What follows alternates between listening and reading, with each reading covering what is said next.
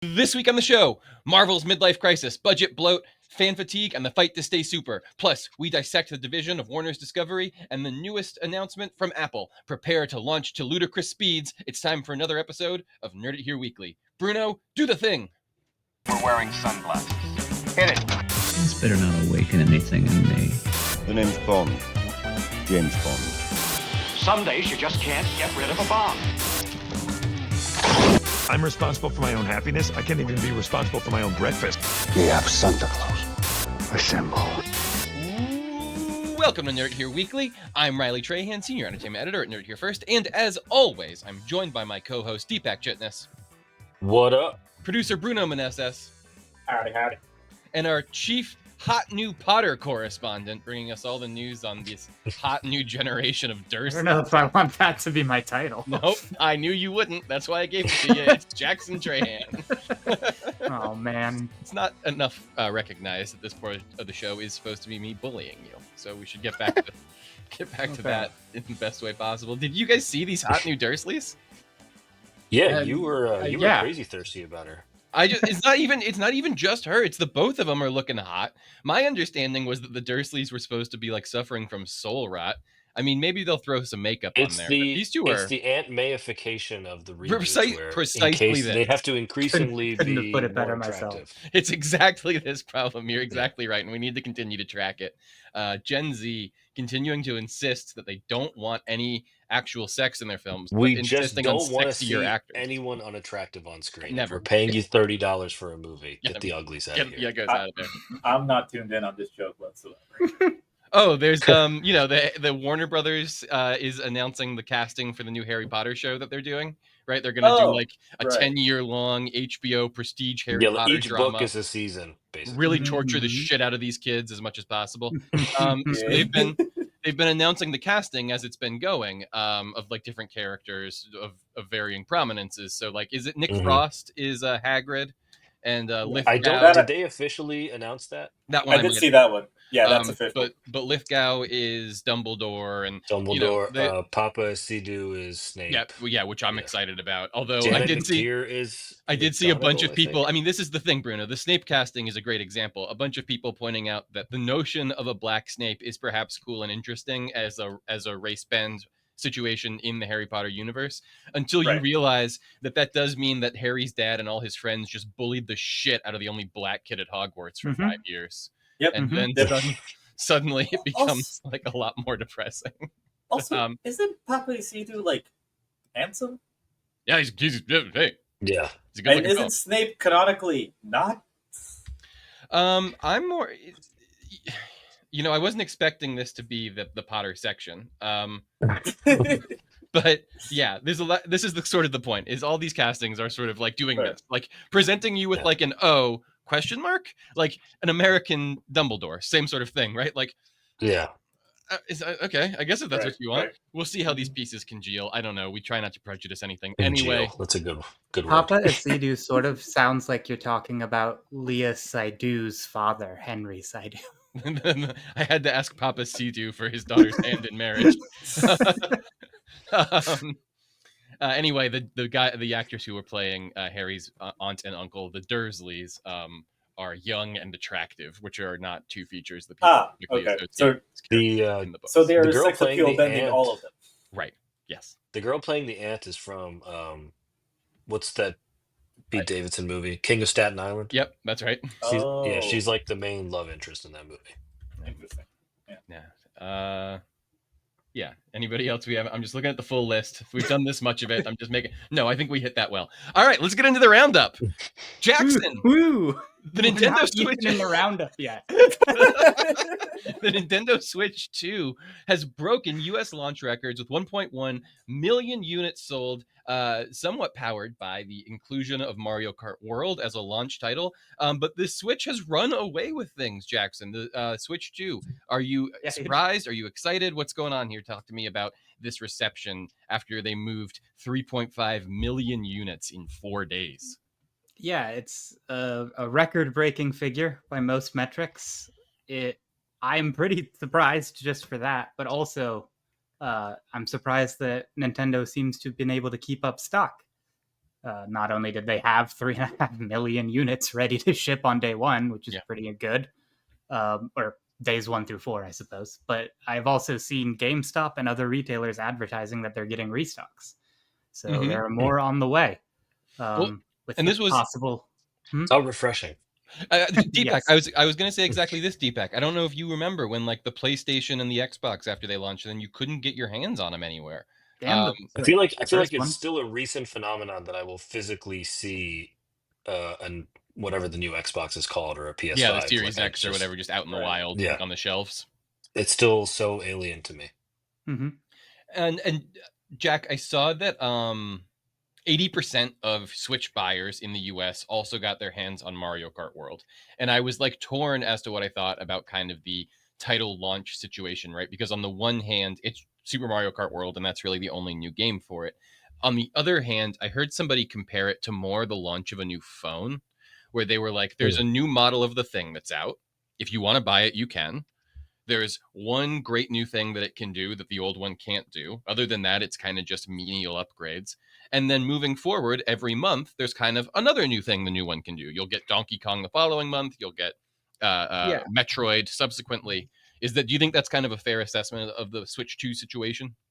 Definitely. And I would also add it's surprisingly great for people who have a lot of Switch 1 games lying around. I messaged to all of you earlier that a bunch of Switch 1 games got updates to take advantage of the Switch 2's increased processing power to have higher frame rates and faster loading times and better resolutions. And so a lot of games that were kind of problematic, like the new Zelda game, Echoes of Wisdom, is supposed to be 60, or I don't know if this was intentional. It was 60 all the time, but as soon as your character moved, it would go down to 30. Right. Right. Yeah, I saw that. Which wasn't great. But now it keeps a constant 60. I said Pokemon Scarlet and Violet are like playable video games now, where they almost weren't before. So I think that was very unexpected to me, was that so many older Switch games that I had problems with would be so much better.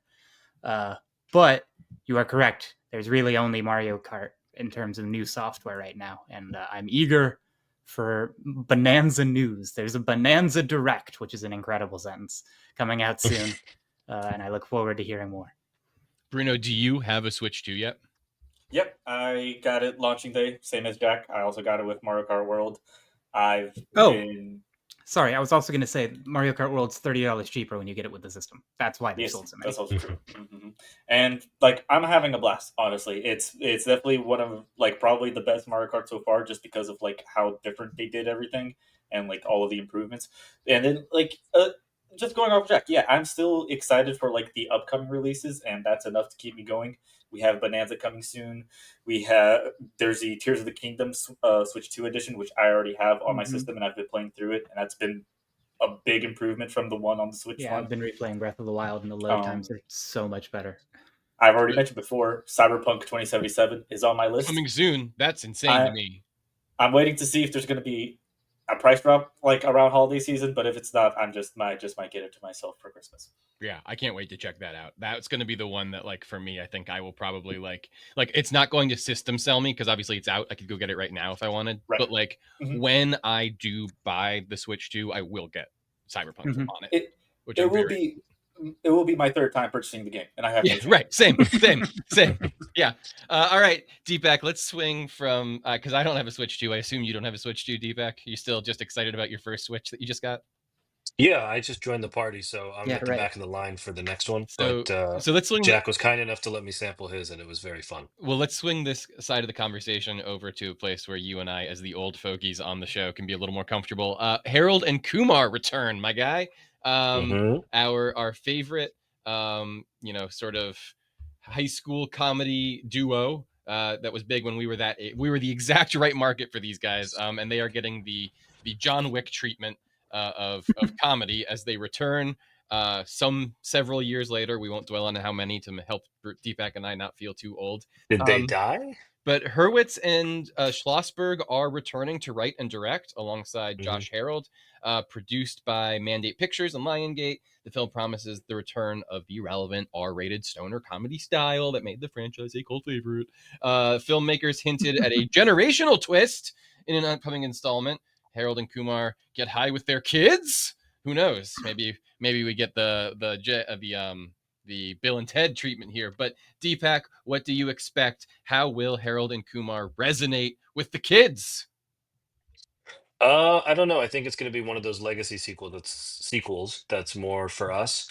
I thought the second one sucked, and the third one was surprisingly okay as far as like a sign off. That was the Christmas one. So it Yeah. kind of deals with them having, well, one of them has a family, one of them doesn't, how they're like moving on to the next phase of life. So I guess they're gonna do midlife crisis or something here.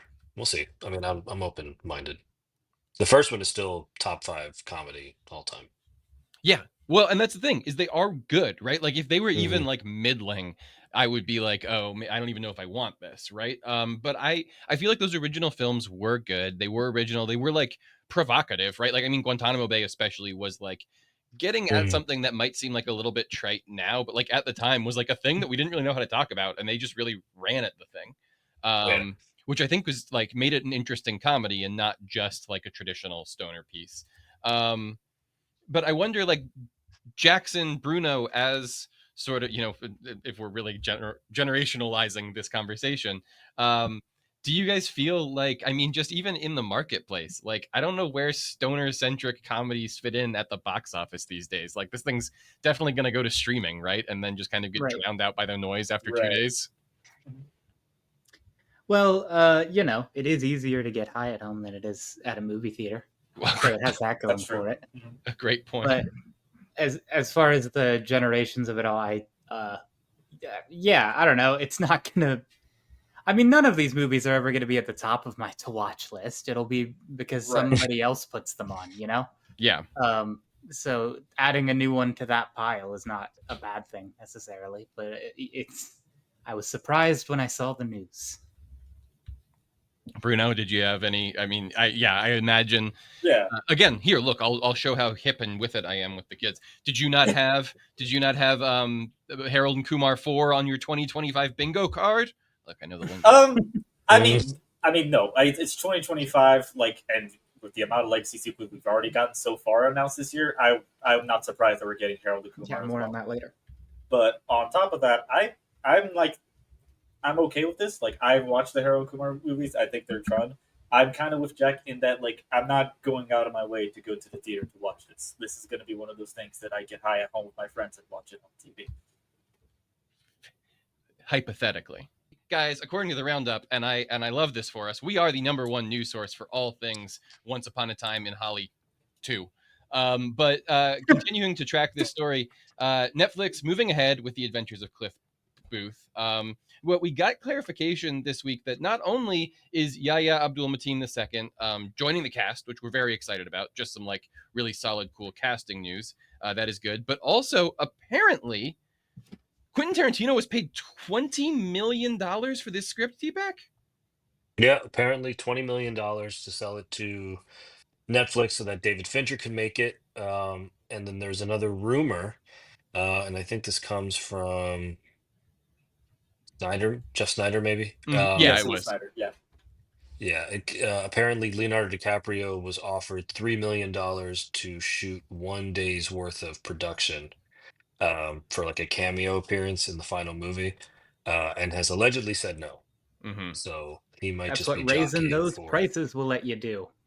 Well, tariffs affect us all, man. That's true. Yeah, Leo's they're gonna have to start paying their foreign film tariffs soon. demand at an I'm a all-time little high for our beautiful actors. Are you guys like? Does this seem like it's a legitimate movie to you guys at this point? Does it seem like it's a gimmick? Are we like kind of like? No, it's real. I mean, It's real. I mean, you sure, don't it's spend real, $20 but it's million a on a thing you don't think is real. but it's a Netflix movie. Like, I mean, this is the thing. Is So no, Are no, you no, want- are you they're asking? Are you asking if it's actually going to gain like any traction when it comes to like a work conversation? will it have any more cultural relevancy than Harold and Kumar 4? Like, I think that's the Probably question I some. keep asking about this when I keep seeing Elizabeth Debicki pulled in and them cutting $20 million cut checks for the script. I'm just like, hey guys, put it in a movie theater. Because otherwise I don't know if it's gonna be a real thing. It might just be, you know, Maybe they will. Oh, I mean, the I'm direct-to-video sequel of a Quentin Tarantino movie. I'm expecting a theatrical release out of this at this point. No, it'll be the customary one they do just for the awards consideration. But with something they know it's a big deal that it's Fincher doing a sequel with Brad Pitt to a Tarantino movie that could feature Leo, and they're gonna And drum it had so up much with buzz all the originally. publicity. Scrape together Yeah. another $2 million. It's all the more reason not to put it in theaters, according to them. Right, seriously. All right, well, as we continue to learn more, we are going to continue to follow this right up until when we see it and inevitably review it for the podcast. So stay tuned for all things what's the film called? The Adventures of Cliff Booth related. That's a good sign. We're doing great so far. Next up in the roundup, y'all, Spaceballs is back. If I thought we literally just did the story. Well, I was gonna say if The Adventures of Cliff Booth didn't smack enough of quests for more money, here we have Spaceballs 2 coming to Amazon this fall. One would imagine. This one probably gets pretty rushed, right? They announced it today. It'll be done by the end of the year. Well, they need to do it This is before. literally the third sequel we're talking about today, and we're not even done. Yeah, right. Yeah, man. Bill Pullman, Rick Moranis coming back as Lone Star and Dark Helmet. Mel Brooks, as long as he holds on, will reprise as Yogurt. Keke Palmer, apparently very excited to be joining the cast. It's film set for a 2027 theatrical release date and described as a tongue-in-cheek sequel with quote-unquote reboot elements. Excited to see what that means. Is that for 2027? That's what they're saying. In theaters, Yeah. That will be 2027. 101. Yeah, and he won't even Would be you really? doing. He used to do a character Oh, wow. that was that old, you see, and now it's just him. There I didn't is even think about that. there is certainly a nice So- ripe amount of Star Wars for parody in a post Spaceballs world, considering how long ago the original film came out. For those not aware, in That is 1987. the part I'm least concerned about. Is there enough Star Wars to parody? Deepak Moranis coming back, exciting. This is a thing that we didn't really ever know if we were gonna get. There were bangings around every once in a while about a reshrinking of a kid, perhaps a rebusting of a ghost, perhaps, but we would never get Moranis, and now it sounds like he's actually gonna do this one. Yeah, I think he was probably the final piece of the puzzle to fall into place. And once they got him, they're going to go straight to the races with everyone else. Probably goes into production ASAP. The main reason being what Jack just talked about, but they may not have a window next year to release it, so they're probably sitting on it till 27. So we'll see. Sure. Amazon is doing Naked Gun also, right? Yeah, I mean they own Yeah. MGM now, right? Yeah, so that makes sense. Okay, I thought they were the same family. And Yeah. technically, Moranis is still signed on for Shrunk, but we'll see if that gains any traction. If that ever actually ends up happening, Mm. yeah. It's been 5 years since he signed on for that, supposedly. Yeah, I somehow feel that may have gone the way of however many things that got chopped after Iger's return, right? I feel like just so much Disney stuff went off the rails there, but not the Black Panther franchise. All right, one more sequel squeezed into the roundup. Denzel officially confirmed to star Black Panther 3. Ryan Coogler revealed on the 7 p.m. in Brooklyn podcast that he has long hoped to work with Denzel and is actively developing a role for him in Black Panther 3, which is slated for Feb 2028. Washington has previously hinted that this collaboration, we talked all about this last fall when he was in the press promoting Gladiator, talking about how Coogler had talked to him about wanting to do something in Black Panther 3. Denzel, of course, now 70, emphasizes his selective approach to new projects and his desire to only work with top-tier filmmakers. See Gladiator 2 for details. Let's speculate wildly. I want Magneto. I want Denzel Washington to play Magneto. I think that would be cool as shit if Denzel Washington played Magneto. That would be, scientifically speaking, cool as shit. Yeah, I think that'd be the greatest thing to ever happen to comic books, and I would love it to happen, please.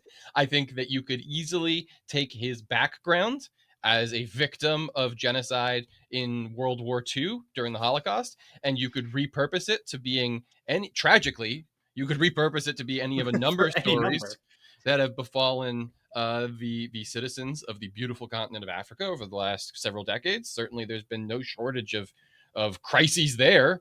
that Denzel's Magneto could have come up out of and survived and now be sort of shaped by. We've talked about that before. Just the notion of a Black Magneto, I think, exciting. And look, just let him do like 3 X-Men movies and just stomp all over it and be amazing, and then I'll die. I mean, happy. yeah, he was my favorite part of Gladiator, and Yep. a lot of that was him just chewing on all of the scenery in the room all the time, and so that is exactly the sort of thing that would be good for Magneto. So I would be here for it, but as you say, it is sort of wild speculation until we hear anything more substantial. Mm-hmm. Do you I guys? just don't think Magneto works. No, for reasons that you pointed out, Riley, I don't think we can switch out that character's history without getting a serious number of backlash. Like, I've read a lot of X-Men comics, like pretty much my whole life, and it's always touched on Magneto being a Holocaust survivor. Well, but you can't take that away from that. Cool and normal though, and it's such an interesting thing, right? Like, certainly it is a terrible time to have to be trying to figure that out just with all the everything in the world, right? But at the same time, you know, we have talked about many times before, I think, on this show that, like, if you want a perma franchise, you cannot be permanently tied to events that take place in the real world. Unless you as Marvel are willing to say, our heroes are 20th century heroes, eventually Magneto has to get graduated out of being that linked to the Holocaust. Unless you want to say, I mean, on the other hand, you just say, you know what? They all can live to be 5 billion years old. That's just, we had somebody cast at least Magneto, and now in continuity. Well, but it makes them all. That's the thing. Like, if Magneto is the same age as their Xavier, backstories are like tied together. Sure. Yeah, like that's the knock on. So I don't know if it's the MCU. The MCU seems like a huge swing of a place to try and change it, but it does seem like at some point in the next, like before I'm dead, Magneto, I think, will not be a Holocaust survivor. I think he will be a survivor of a different global tragedy. I think what they will do when it comes to Magneto is exactly what they're doing with the Fantastic Four and just time displace them, because the Fantastic Four currently takes place in the 60s. They're already introducing that idea, so they're just going to time displace like the X-Men from somewhere. Maybe even the same universe as Fantastic Four, but we'll see in a couple weeks. D-Back? I don't see him doing more than one movie. I don't see him doing anything that doesn't involve Ryan Coogler. So any character that could show up in conceivably just Black Panther 3, the popular name is Achebe that people keep throwing around. But whoever he is, the other option that's also popular is that he's a alternate Black Panther from the multiverse. Right. The original Black Panther, maybe if there's like time travel involved. All of those would be cool things. They would be roles that kind of live up to Denzel's stature within the industry, within the Black community. So I don't see him being introduced like Namor in the last movie to be a recurring character for other directors to play with. I think he's one and done. He's doing it for Coogler. He's doing it to be part of the movies and just say, hey, check that off my list and but I'm looking forward to it. He's our greatest living actor, so they can't go wrong. Yep. Bruno, really, really quickly before we move on to the main event, could you please inform the guys what happened in the Black Panther comic book last month? Oh, I can't say I read it. Which one? Oh, guys, T'Challa's white son kicked his ass, and now there's a white Black Panther. Oh yeah, I saw this, but I thought it was a joke. Nah, real thing in continuity. Okay. T'Challa's white son that he had with some girl when he was in college just went to Wakanda and whooped his ass in the waterfalls, and now he's the white Black Panther king of Wakanda. Yep. All right, well, woke is dead, guys. So. Yeah, right. People are unhappy with it. Anyway, I repressed it. That's why I didn't remember. When we get back, we're going to talk about this crazy Marvel article we all read this week. Alrighty, guys. I think we all probably saw that this week there was an article in Variety following up Thunderbolts, sort of chronicling the dramatic shift in fortunes that is currently happening with the MCU. Once basically guaranteed massive financial success with every output, now films like Thunderbolts, which received positive reviews and positive audience receptions, and like did pretty well at the box office, all things considered, is now struggling to break even. this is sort of highlighting like a turning point that it feels like Marvel has reached, where the number of people who identify themselves as like standard issue Marvel fans just might not be enough to be equal to the number of dollars needed to make these size of movies financially palatable for Disney. Of course, the pandemic sort of accelerated that in a certain way, and we've talked so much about how theaters are just becoming less and less accessible, especially for large families, which is where a big portion of these massive box offices comes from, is taking, you know, your extended family out to the movies on the weekends. Harder to do with more expensive tickets. But pre-2020, Marvel films were reliably surpassing $500 million globally, and fewer than half of the post-pandemic entries have cleared that bar. Is it saturation? Is it fatigue? Is it increased in competition from other kid-friendly original blockbusters that are driving audiences to other genres like video game movies? We've talked a lot about how successful Minecraft and Mario have been. Deepak, has audience behavior permanently shifted away from serialized superhero storytelling? Have we finally reached that long-awaited superhero sap that we were promised? Has the bubble burst? Uh, I don't think so. I think we are still coming out of pandemic viewing habits where people became conditioned to expect it on streaming very soon thereafter, or even same day. And it got people complacent to a certain extent. And some people, I think, will never go back. They'll wait for Disney Plus to see all of these because they know they're going to be there. And I don't know that Marvel has yet made it clear enough that we are very rapidly building towards another big team up showdown where people will need to know this stuff in advance. They put an So asterisk in the let's. title. How is it not clear? I think we're gonna, once we get past the next couple Avengers movies and things start to kind of rebuild and they build the momentum back up, and of course they make the delay between theaters and streaming longer and longer, you'll build that appetite back up. But again, it all boils down to the quality of what they're putting out. And for a while there, they weren't very good. I mean, the studio put out Thor 4 not that long ago. Yeah, The 4. yeah, which was tough. Bruno, I don't know if we've talked on this show before about the long history of rivalry between Mr. Tom Cruise and the little blue alien known as Stitch. But of course, back when Stitch came to the box office the first time around, he absolutely ate Tom Cruise's lunch. And this time around, he did it again. He fucking dunked on him a second time. Cruise and God, that's Stitch. got to sting. Stitch 2, Mappa 0. What was the first movie that Stitch beat him at?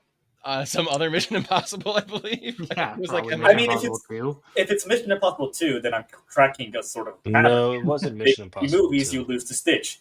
Would it have I been? think it was 8? Minority Report. Which one? What was it? Oh. No, I think it was Minority Report. Is that 2002? That would lie. Yeah, I think it was Yes, Minority yeah, Report. That that was makes more Minority sense. Report.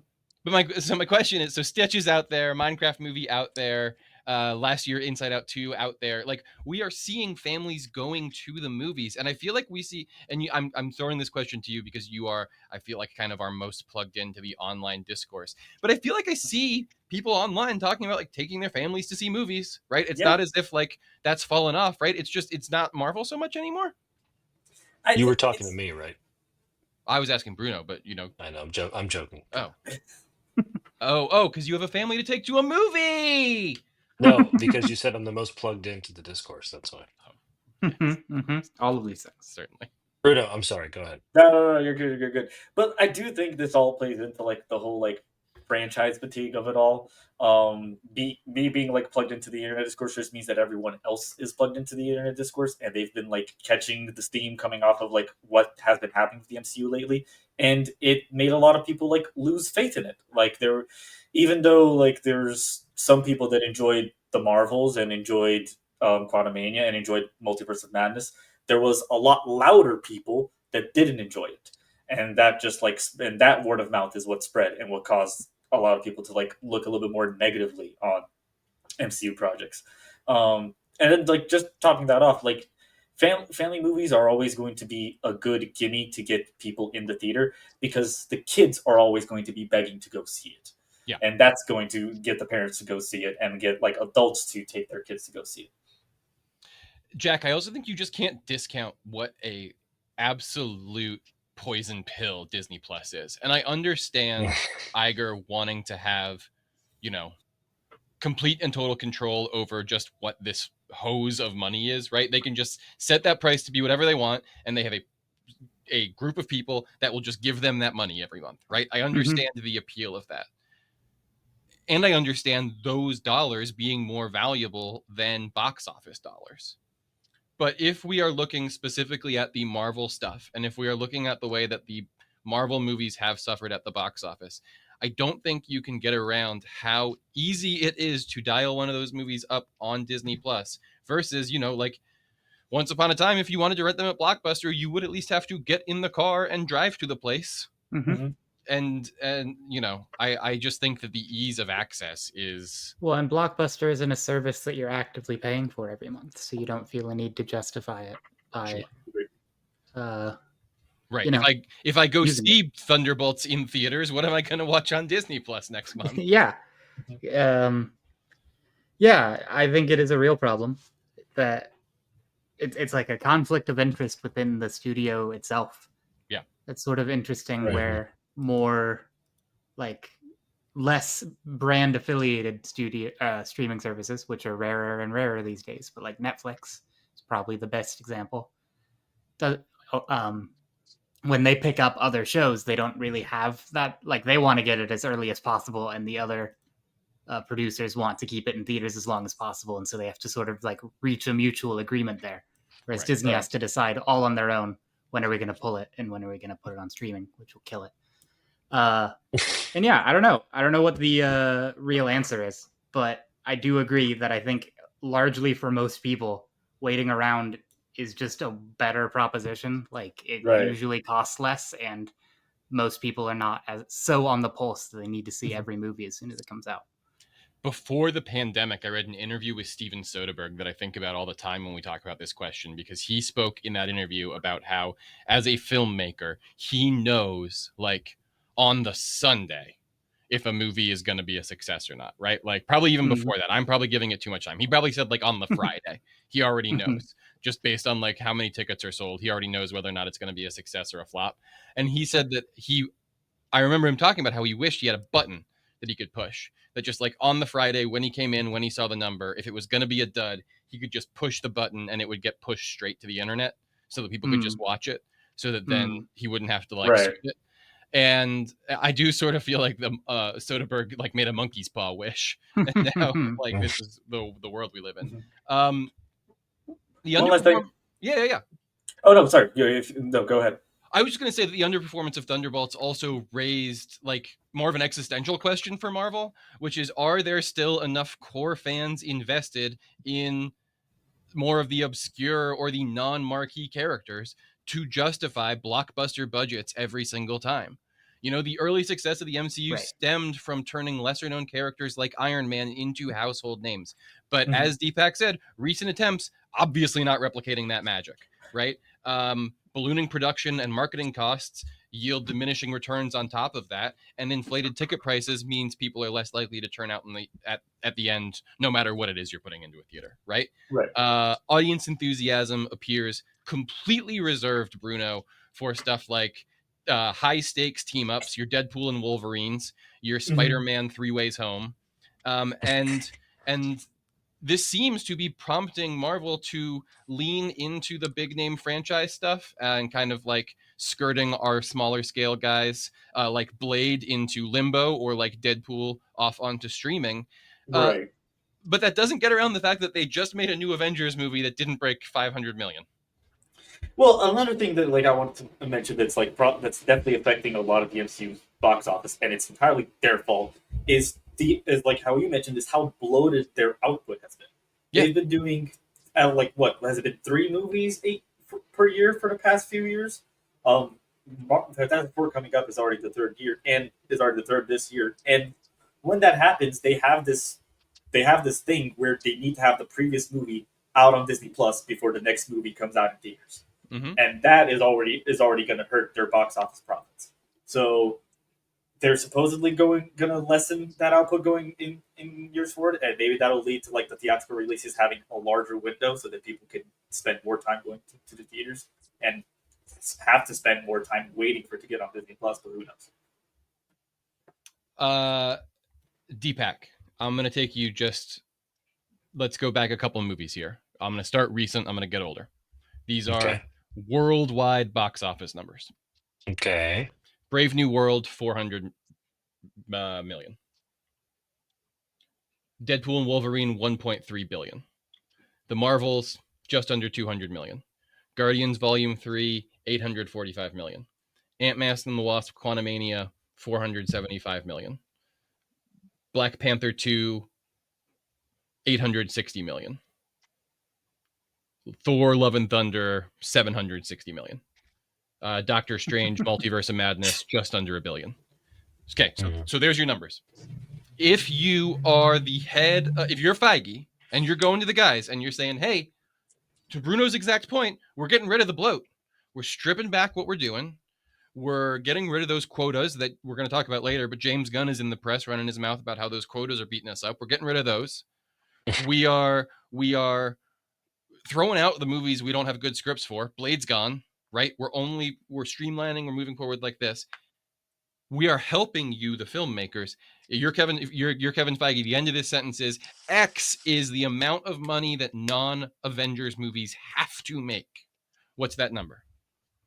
Like, I don't want to see a single Marvel movie make below this for the next 10 years. What is that number? 550 550 worldwide. Yeah. Because then that puts you at Captain America is a failure, Marvel's is a failure, Quantumania is a failure. And I think Multiverse of Madness too, right? No, Multiverse is huge.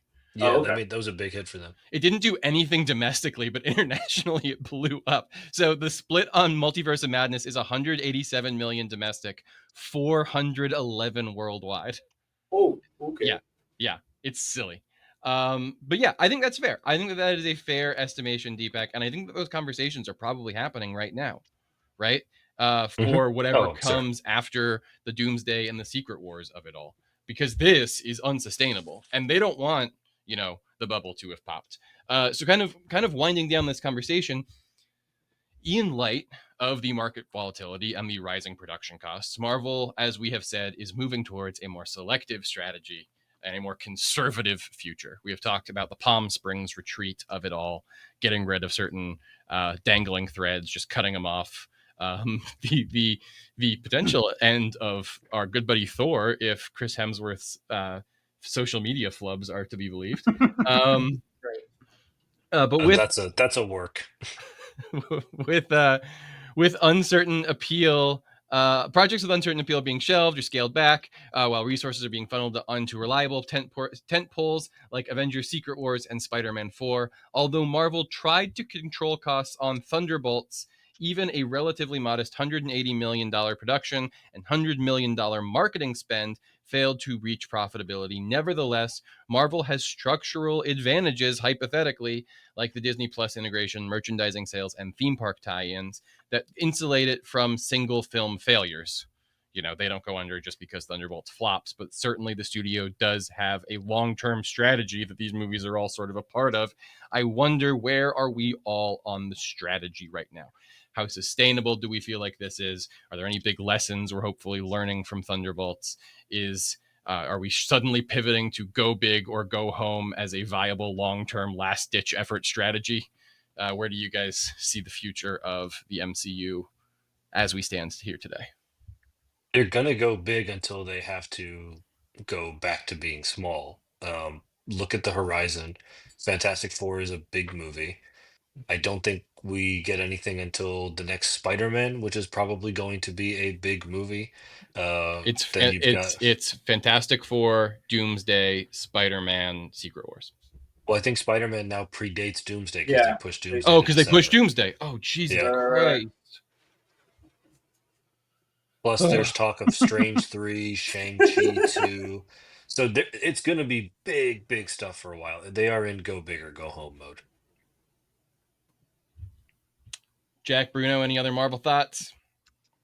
No, yeah, I think you guys pretty well covered it. Yeah, Right. no, all good to go.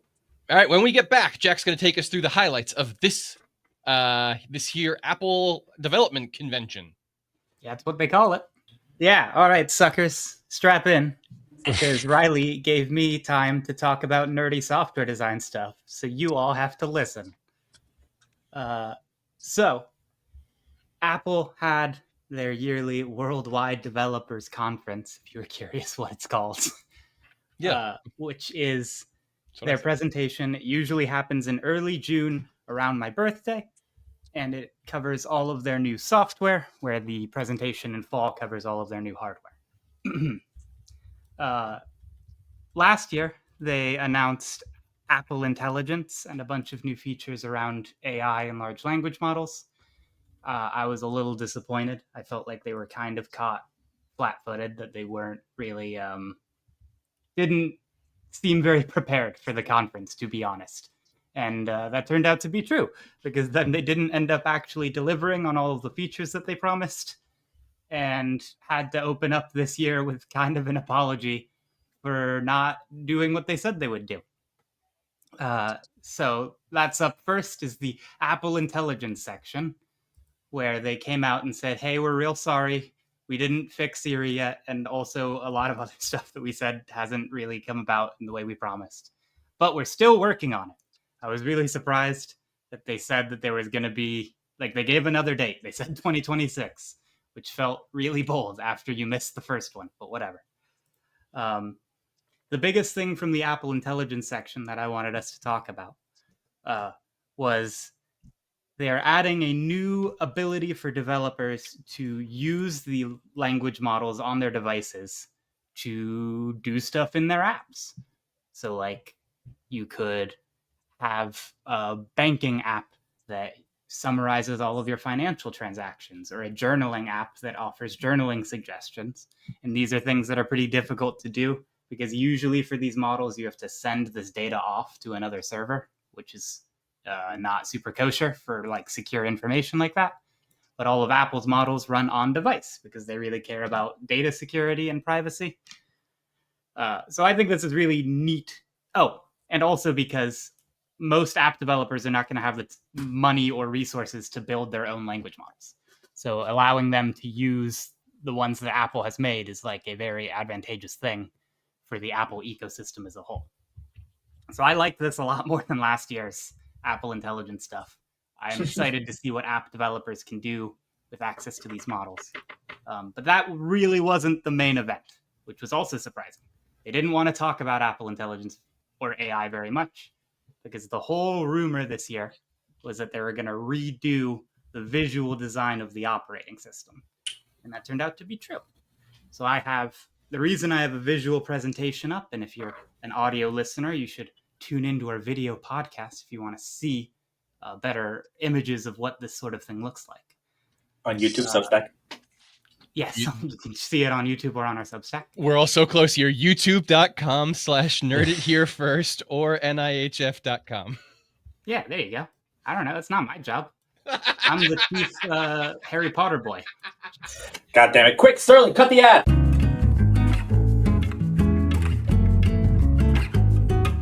Okay, so the last time Apple did a significant overhaul of its UI was iOS 7, which, if you don't remember, made the phone go from looking like this to looking like sort of a modern, very flat, very minimalist design.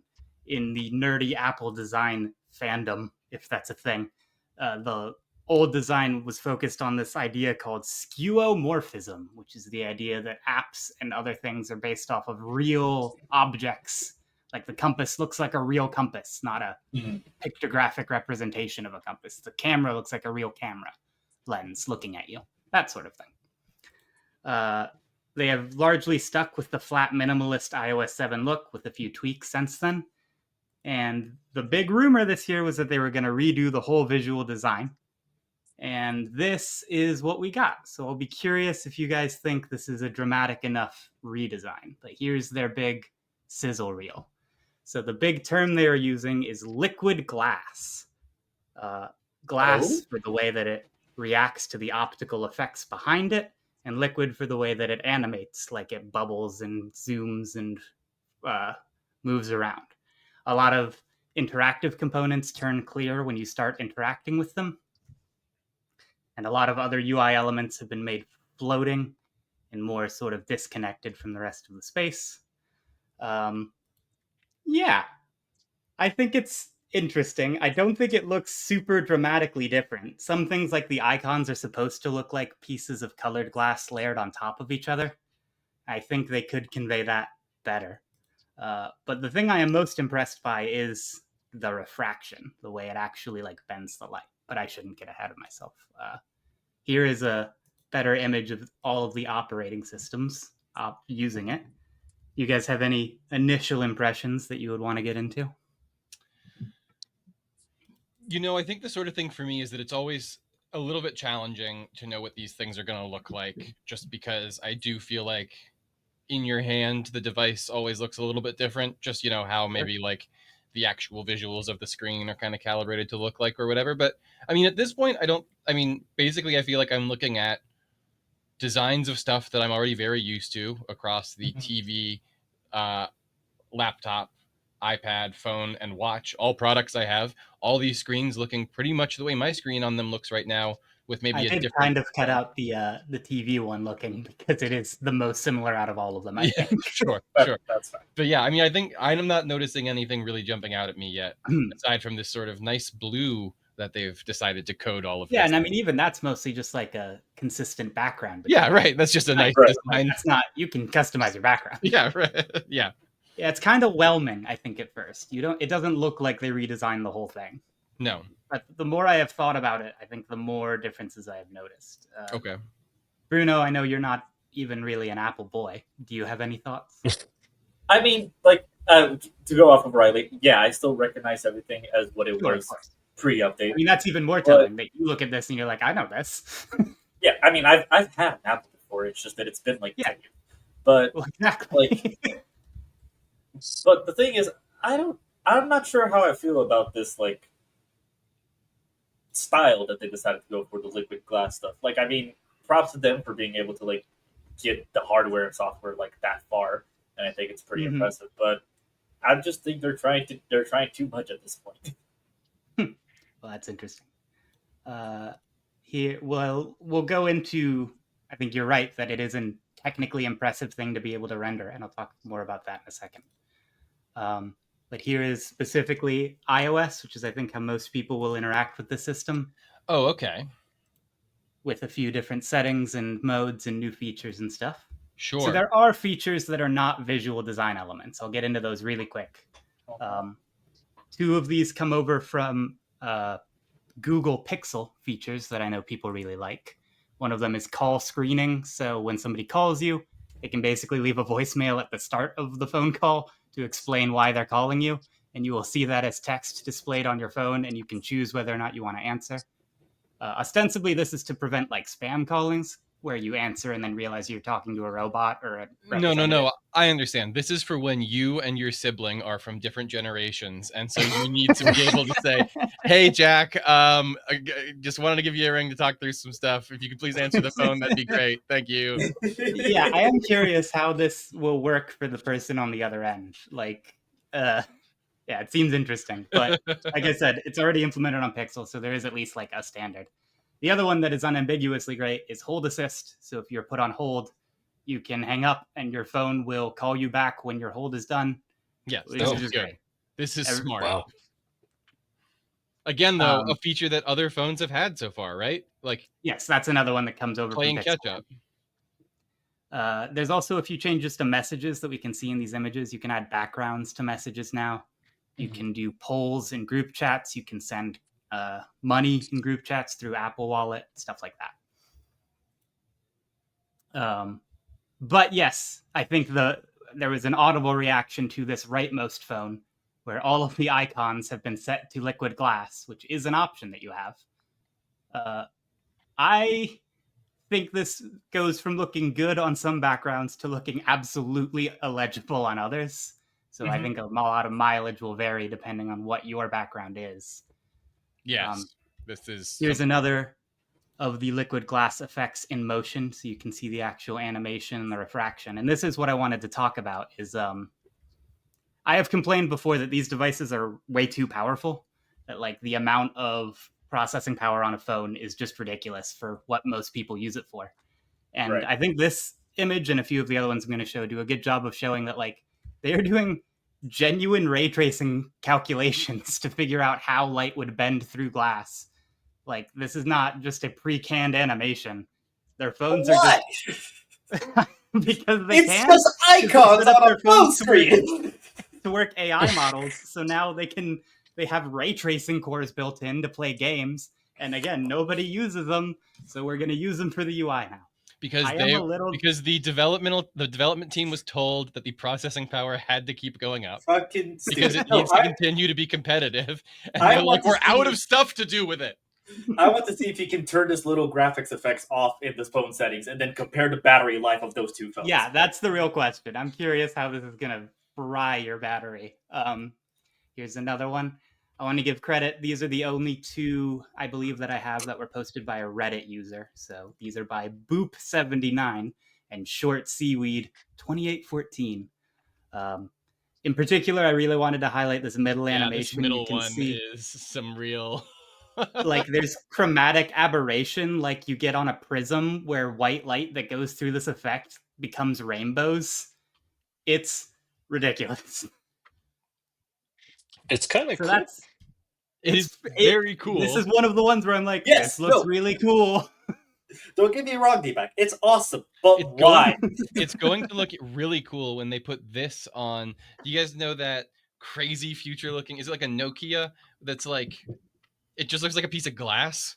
That's going to be the Mhm. iPhone 20. It's That's what I'm 2 saying. phones from now, and that is the big rumor is that it's going to be full glass, including the edges, which will have displays on them. Yeah, and it and does sort of make this whole aesthetic fit in a little better. yeah. So basically, we're getting incremental upgrades until the big one. We already know this. Apparently. I would maybe not buy a new phone until the iPhone 20 comes out. But that should be for the 20th anniversary, which will be 2027. Anyway, that's for a later episode. So that's iOS. I sort of glossed over this, but part of what's neat about this is it's supposed to be a unified design across all of their systems. So like macOS also has all of this glass stuff going on now. And I don't know if it works as well here. I think it sort of lends itself to things where you touch it with your finger and like slide it around is where this effect will work best. But you still have these clear widgets that use the same effect. And there's some new features with Spotlight. So instead of just opening your mail app, you can send an email directly from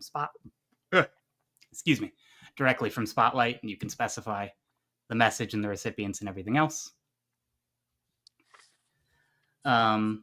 There's also, I'm really jealous about this, Riley. You, I think, will like this on your new Mac. They're now going to share live activities between your phones. So like I have live activities for sporting events for my local sports team that shows me the score on my phone. And it would be really nice to have it just pop up on my computer like this. The automatically. Chattanooga Red Wolves. Okay. Really quick, I also want to talk about the Apple Watch and the Vision Pro, which the Apple Watch. I mean, they if you both want got, to, like, Deepak, if you want to talk about modular, like incremental upgrades until we finally reach the final product, this is really what we're talking about, right? No more, Oh yeah. no more phone pretty soon. Right. So this year we got pretty small upgrades to both of these things. The Apple Watch is getting this thing called Workout Buddy that will give you AI generated affirmations based on your workout data. So it'll be like, hey, you just hit a mile in 7 minutes or whatever. Good job. Or it'll be like, hey, you just ran your 200th mile this year. Stuff Wow, like you that. sure did house that cheeseburger, Riley. Well, yeah. Yeah, no, I would want mine to be harsh with me. No, I want positive affirmations based around my workout data, which is that I do not work out. Well, I mean, we'll see what it says for you. I do think what this actually is beta testing Siri's new voice. So, and then also everyone's making fun of the new Vision Pro feature, which lets you share a space with someone else wearing a Vision Pro. so that you can watch movies together for $7,000, which is great. But also, if the Vision Pro is ever going to be a real product that does the things that they want it to do, this is a feature they need to have. So I get why they added it. And my last thing, Riley, this one's for you. Ooh. The iPads are Macs now. They are. We did it. Finally, guys. We have a file storage system. I have been complaining for years about iPads being big iPhones and having laptop chips in them, which is the stupidest decision in the world. It's like the iPhone processing power issue turned up to 1,000. And they finally changed the operating system, so you can have multiple windows open. You can have multiple things open. You can resize the windows. You can save PDFs. You can look at PDFs and save them. You have a file system. You get a file management system. You get a file management system. You get a file management system. We have a menu bar. You can hook up external displays. They're just a laptop now. Now, it's still more expensive to buy an iPad and one of their keyboards than it is to buy one of their laptops, but it's a step in the right direction. So I'll take it. Thank you all for coming to my 15-minute presentation on all things Apple software design. Yeah, I don't know. As someone who just got a new iPhone, I feel like I'm sort of strapped in for this in the long haul. And I am happier with this year than I was with last year, for sure. But like we sort of said during this, it does feel like we are kind of building to a grander thing. And I can see that vision more now than I've been able to in a long time. And that's kind of exciting. So I probably am not going to shut up about Apple for a little while. Fair enough. Well, I always appreciate getting the look at what's happening right around the corner. So then 5 years from now, when we all have clear glass phones, I can remember, oh yeah, we talked about that on the show. All right. On the other side of the break, Warner and Discovery are two companies now. All right, Deepak, considering that Discovery and AT&T Warner Brothers were two different companies not too long ago, this sort of smacks in some ways of a real dog bites man news story. But it seems as if Warner Brothers Discovery has confirmed that they will divide into two public companies by the middle of next year, with streaming and studios going to Zaslav and Global Networks going to CFO Gunnar Windelfels. He also gets CNN, TNT, Discovery, and the bulk of the debt. What makes you of this decision?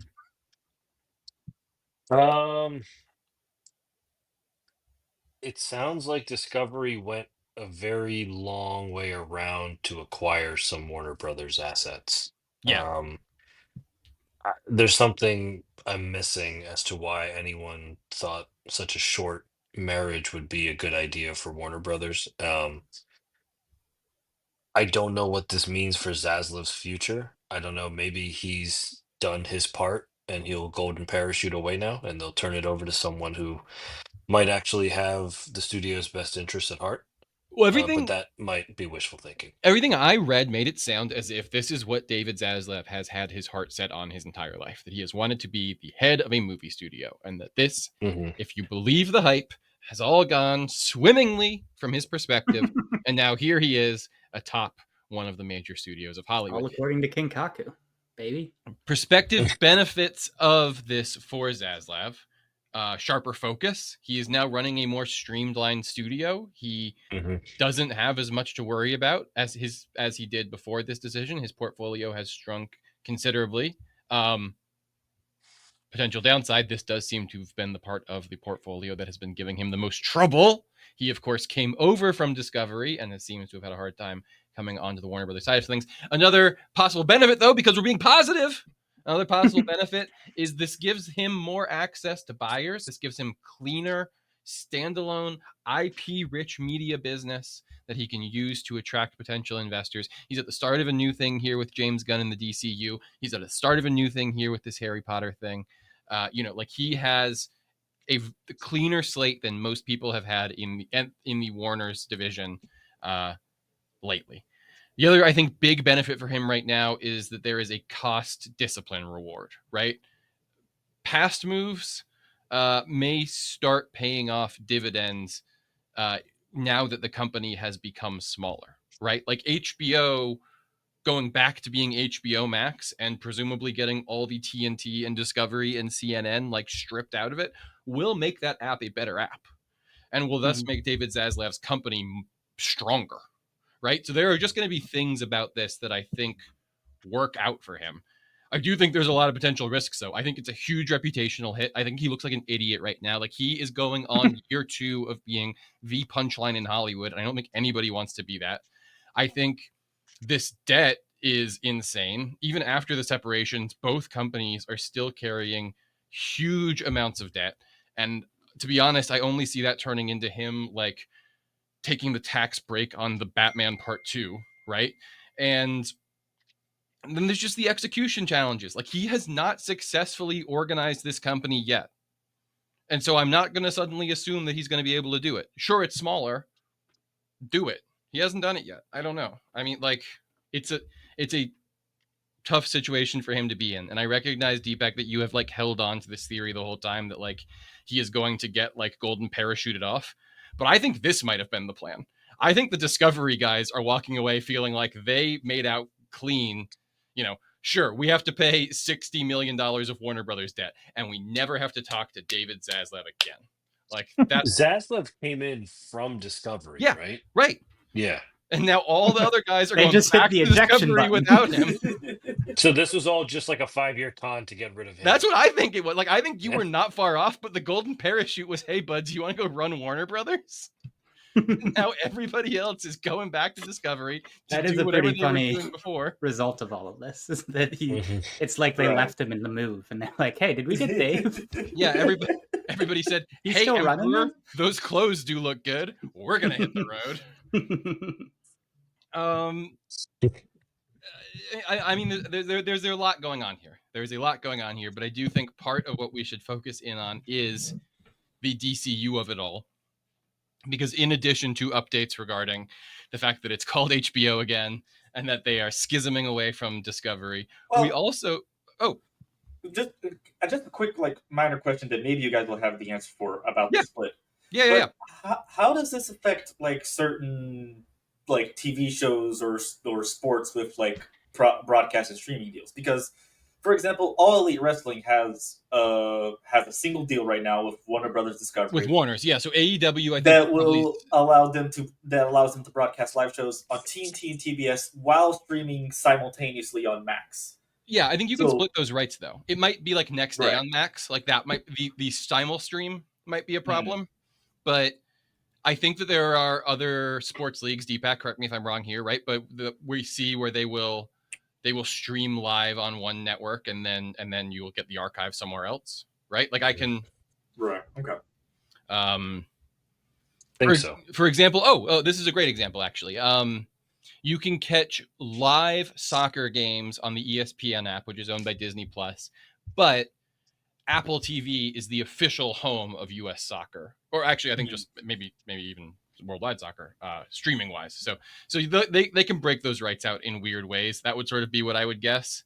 But barring that, I think you probably shunt AEW to like the Turner family rather than keeping it in the HBO. I think HBO is going to be right. If we go back all the way to home of fandoms, home of genredums, I think AEW is probably a genredom. Yeah, if AEW had to like pick one of the two, they would probably go with Turner and like in broadcasting because at least so far WWE on Netflix has not been the most successful as far as numbers go. No, but I saw that nice punter from Indianapolis got his larynx kicked in last night. Oh, I hope he yeah. did. Really? Yeah. Pat McAfee continues to get shit on in wrestling, and it's a beautiful sight to see. Yeah, I'll send you guys a video after we get off. Okay. Yeah, McAfee got his suplex done. Let's talk, but we're going to skittle out of here. Show's winding down, but I do want to hit DCU before we wrap out. James Gunn gave this big interview in Rolling Stone. Talked about that Wonder Woman is coming, talked about that it's now called Supergirl, not Supergirl Woman of Tomorrow. So this is the second of 2 movies that has been retitled before release. Talked about how he basically has no idea what's happening with Batman, to be honest. I mean, he tried to be more professional about it than that, but he basically said, I don't know who it is, I don't know what the story is, and I don't know what the movie's called. He will not name that writer. Which He is will for the not- best, Robert probably. Pattinson twiddles his thumbs in the corner. And this is the thing, is he talked amply about the Pattinson film of it all, and even whether or not he was interested in bringing the Pattinson film into the DCU, and sort of made it sound like that his position was Matt Reeves isn't interested. Yeah, and he did literally say Matt Reeves is slow. Yeah, he was like Like, Matt. He was like, guys, get off Matt's nuts. He's a slow writer. The movie will be done when it's done. Like, that was his position on it. I mean, Bruno, correct? Push back if you disagree with me. I thought it sounded like he would be open to Pattinson being his Batman if Reeves was open to it, because I think it would fix a problem for him. Like, Right. Batman I is think- sounding like a problem. I think he would be open to it, and I do think Reeves just kind of wants to keep the two of them separated. Yes. I do appreciate that the two of them do seem to like kind of be checking in with each other to make sure they don't step on each other's toes with Batman. That was And my really big takeaway from it as That well. and that is probably another reason why Gunn is so closed off about his Batman, is that he wants to wait Yes. Reeves' Batman to be further down the line so that he has a better idea of what it is, so that he has a better idea of what not to do. That was the biggest takeaway I had, guys, from the piece in terms of the Batman of it all, was that Gunn That makes wanted sense. to do something that people hadn't seen before. Mhm. And he had an understanding of what people had seen before, and he kind of needed to know what this Pattinson movie was going to be to then figure out what his was going to look Yeah. like. One yeah. thing he did mention when it came to Brave and the Bold that he has like set in stone is that Ra's al Ghul will be like one of the villains, because Damian Wayne is like an important piece of the movie. But they won't have the Lazarus Pit, because he in the DCU he wants anybody who's dead to be dead. I disagree with this assumption. It is what I- he says. It could be a lie, but that is what he says. I saw this conversation happening. I read the interview, and I did see this part of the interview in which he said anybody who dies in the DCU will stay dead. But the context that I took from that around other comments I've seen him make was like, if I kill somebody, the goal isn't to bring them back haphazardly. Right. That to me wasn't the same as the Lazarus Pit doesn't exist. Hmm. Right? That was maybe Jason Todd doesn't exist, because maybe Jason Todd's whole thing is I died and came back to life, and maybe we don't want characters who just die and come back to life. But I don't know if that means the ability to resurrect doesn't exist in the world, as much as Right. it means like, if I kill somebody, like, I'm not gonna, fucking Snyder it where we killed Superman and then by the end of the Right. movie he was already halfway through resurrecting. Right. I mean, it is hard to do Raish's character without having some kind of He's resurrection. just old as dust. Although it did sound like Clayface is going forward. He talked about he talked a lot about how he's really keeping an eye on internal quality, and we need to have good scripts before we can do anything else. So he was like, Clayface was a fucking great script, so I signed that shit off. He was like, Lanterns was a great script, so I signed. I mean, he was shit ripped. no, that's how he was talking about it, though, Jack. He was like, he's like, you know that gif of the dude with the quill and the paper's on fire? I thought he wrote Supergirl. So he was like, the Supergirl script fucking ruled. I signed that one off. I was like, James. And then I looked it up. Somebody else wrote So that funny. one. But yeah, I mean, and that at least is good, right? Because this is the thing we hear all the time, right? Is rewrites, reshoots, out of control, stories changing, parts are moving, coordination between pictures. I like the idea of, we're going to get a good script, we're going to lock the script, we're going to make that movie, and then we'll figure out what happens after that. Right. Mhm. Yeah, definitely. Feels refreshing. Alrighty, shall we wind down the show? Let's. Let's get out of here. When we get back, pop culture recommendations. This has been Nerded Here Weekly. Thank you so much for listening. We want to remind you that if you only listen to this show, you can also get the video version on our YouTube at youtube.com/nerdherefirst, or at our website, nihf.com, where you can get video episodes of this show, plus everything else great we have going on. We have reviews of movies going up there. We have extra shows going up. Jack and I will probably have some stuff from Gen Con coming up here in a couple weeks. And we're getting excited for Fantastic Four. We have some Fantastic Four and Superman promo-y stuff coming up soon. You won't want to miss all of that at our website, nihf.com, or on our social media at Nerded Here First, wherever you are. Now, it's time for some pop culture recommendations. These are things we've been watching, reading, eating, playing, or listening to that we've enjoyed recently, and we think you might enjoy too. And I don't know if he's ever gone first before, so Bruno. Well, I have been questioning everything about life death, and everything in between since I watched Life of Chuck this past weekend from writer-director and One of editor those Stephen Kings. Mike Flanagan. Exactly. And genuinely a near perfectly faithful adaptation to Stephen King's novella, which was a little bit surprising just considering how short and compacted that is. But I really think Mike Flanagan just pulled all the stops and had some gorgeous choices in cinematography, editing. His casting choices were all great across the board, from Chiwetel Ejiofor to Karen Gillan to the lead, and who was played by Tom Hiddleston, Jacob Tremblay, and one third actor who I am blanking on. Apologies. Two additional actors who I'm blanking on. But all in all, it was just a really emotionally colorful and very thought-provoking movie. It's equal parts sad and happy. It's equal parts anxious and reassuring. I am probably going to be going back to watch it again. I already have it on Letterboxd at 4.5 stars. My exact score is probably closer to like an 85 out of 100. But yeah, go check Life of Chuck in theaters while you can. Benjamin Pajak is one of those kids. The other one is going to be harder for me to hunt down. Jackson? Yeah, Steam just had their Next Fest, so there were a ton of demos for great games that you should go check out. There was Occlude, which was like a spin on Solitaire. There was Dispatch, which is by some former Telltale devs about a guy who dispatches superheroes to different crimes, which was really fun. I haven't played the shit out of that demo. It's really great. Yeah. I felt like there was one more I wanted to mention. Oh, there was Starbirds, I think it's called, which is by Kurzgesagt, or the art is by Kurzgesagt, the YouTube channel, and it's like a sort of a Factorio light. It was a lot of fun. But the one I did want to highlight most of all was Date Everything, because by the time this episode is up, that game will be out. Hell yeah. It is a absolutely insane project to have come to reality. The pet project of a very well-connected voice actor. It is a dating sim with over 100 dateable objects, all of them fully voice acted, most by different actors. Absolutely crazy. The art is super charming. I have heard that the gameplay is deeper than you might expect from the pitch. I'm probably going to force Riley to play it with me. I don't want to hear. Actually, I'm sorry. I was trying not to interrupt. I don't want to hear force Riley on this one, because I remember being on this show and saying, "Hey Jack, there's this game coming out called Date Everything. Sounds like your style."